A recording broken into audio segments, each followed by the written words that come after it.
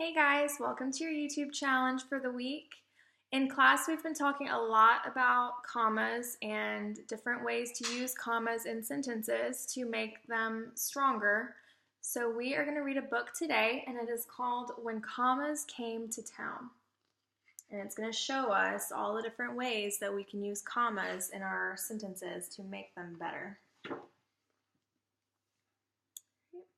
Once upon a time, there was a place called And. It had the longest sentences in all the land. If you look at his speech bubble, it says, "Wow, what a nice and bright and breezy and warm and lovely day to do errands." And we know that is not how we write a sentence using that many ands. Every sentence was such a drama. That is, until folks met the comma. You look at the little boy, his sentence says, "My favorite ice cream flavors are chocolate and peach and mint and vanilla and fudge ripple and strawberry and bubblegum and butterscotch." Look at all of those ands in that sentence. Is there an easier way to write it instead of saying and so many times? As soon as comma came to town, he took their sentences and cut them down. So look at it now. Saying my favorite ice cream flavors are chocolate, peach, mint, vanilla, fudge ripple, strawberry, bubblegum, and butterscotch. They cut it down, so now we only see and being used once, and we're using our commas to separate all of the other flavors. So when your sentence has a list of things in it, you can use a comma to separate all of the different things in that list instead of having to say and.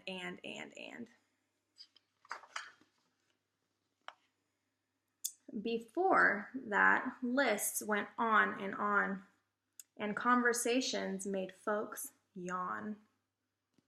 So if you look, it says over here, "Honey, can you stop at the store and get bananas and grapes and bread and apples and cheese and milk and eggs and a turkey?" And the husband says, "Sure, but we also need peanuts and juice and corn and toothpaste and cookies." Could you imagine if we talked that way, saying and in between every single thing?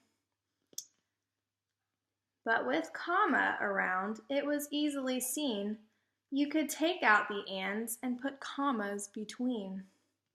So if you look, we took out all of those ands in the sentences and put commas instead. It makes it a lot easier to say those sentences. And we've got an example over here. It says my favorite colors are blue and green and red and yellow and orange and purple and pink and periwinkle. So when we're listing something, we take out the ands and we add commas. So then it says, my favorite colors are blue, green, red, yellow, orange, purple, pink, and periwinkle. So we changed it and we don't have to say and as many times.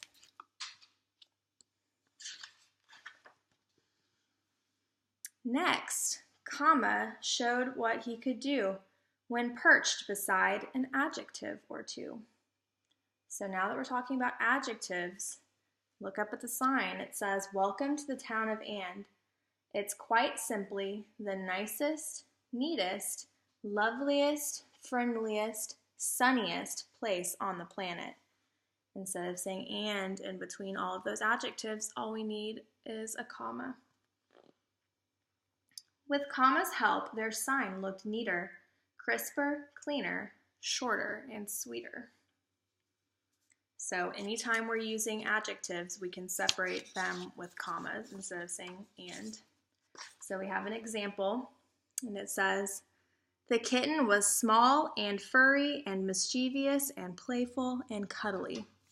So we're going to take all of those ands in between the adjectives and change them to commas. So it'll say the kitten was small, furry, mischievous, playful, and cuddly. It cuts our sentence down and it makes it sound a lot better.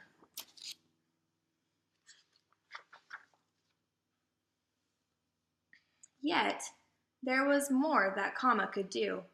He cleaned up confusing sentences too. As Sue sat down to eat her dog, took a bite. Sue ate her dog? That couldn't be right. So if you look right here, as Sue sat down to eat her dog, took a bite.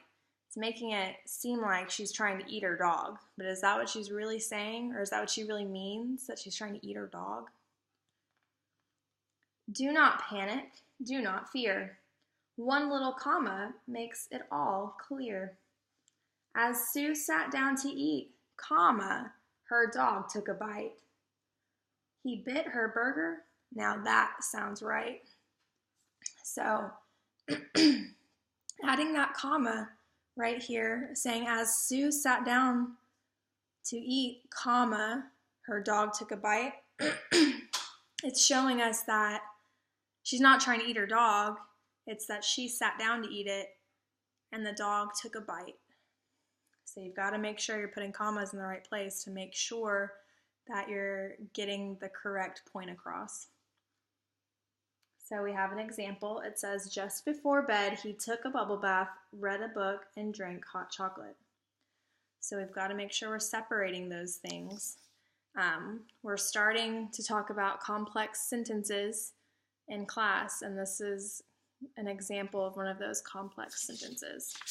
So what we would say would be just before bed, comma, he took a bubble bath, read a book, and drank hot chocolate. So we've got that complex sentence and it's listing things as well. So we need all of those commas to make sure our sentence is clear and neat.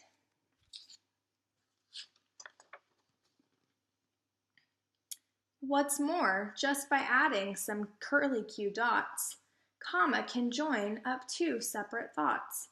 Instead of two sentences, my fish is red, his name is Ned, we can combine those to say, Ned, my fish is red. So we've talked about compound sentences a lot in class and how we can combine two separate thoughts into one sentence. So we've got another example. It says, my gerbil is cute, her name is Bertha.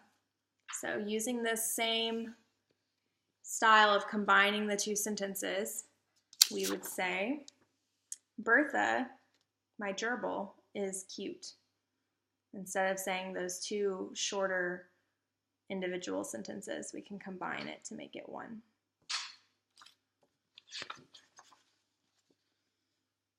Everything was easier to understand when comma came to the land of and.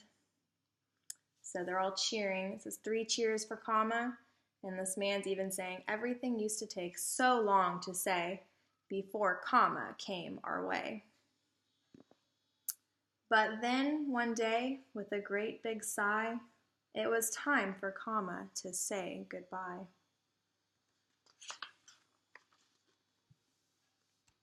There were other places he needed to go, like but and yet, not to mention although. The folks of and would miss comma a lot. Still, they'd never forget the lessons he taught. So commas can often be found in sentences that have the words but, yet, and although as well. We've talked about our conjunctions, and those are all examples of some conjunctions that we can use in sentences. Safe trip. Thank you, everyone cheered. We've learned so much since you've been here. They're saying goodbye to comma. So just a quick little review of some of the different rules they talked about in this story. They talked about how commas are used to separate a list of items, adjectives, or phrases.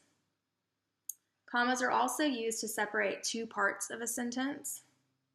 This helps make the meaning of the sentence more clear, Instead of saying Sue was trying to eat her dog, it was saying that when she sat down, her dog took a bite of her sandwich. So you've got to make sure you're using those commas correctly. And you can tell when you should use a comma.